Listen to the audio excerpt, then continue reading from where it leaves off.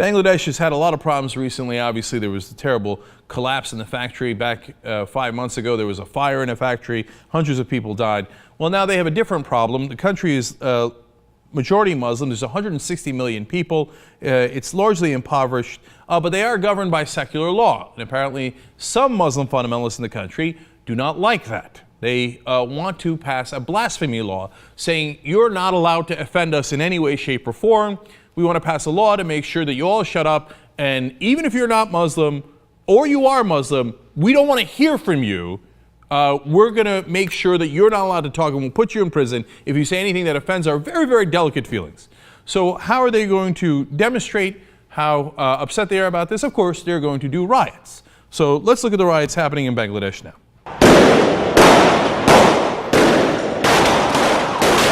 All right, great. Well, what's happened?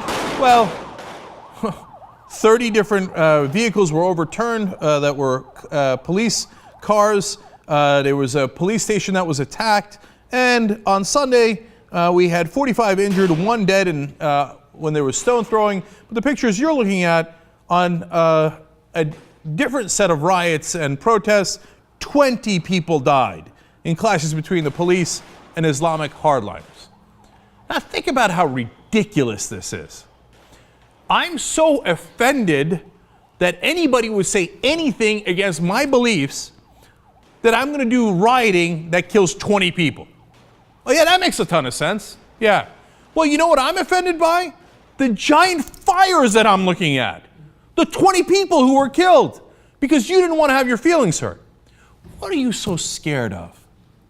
I mean, if you're so positive that your God is correct and your religion is correct, why would you hide? Why would you run from a little debate? So somebody says you're wrong and you say you're right. You've got God on your side. What are you afraid of? You know, God is all powerful, right? According to your text, whether you're a Christian, you're a Jew, or you're a Muslim, all powerful. He's got heaven and hell. What are you going to do with your stupid riot that heaven and hell can't accomplish? But no. They are so insecure that they have to say, no. If anybody disagrees with us, violence, and we're going to put them in jail. In other words, you don't believe. You don't believe at all. If you believed, you'd have such great peace of mind. And you wouldn't have to worry about what anybody said about Islam. What difference does it make what they say about Islam? I'll look down on you. I mean, if you're a real religious person, you should actually love your neighbors. It's not just in Christianity, it's also in Islam. And you should love your fellow man. That's actually a lot of what Islam is about, right? If you read the Quran. But let's say you're malicious.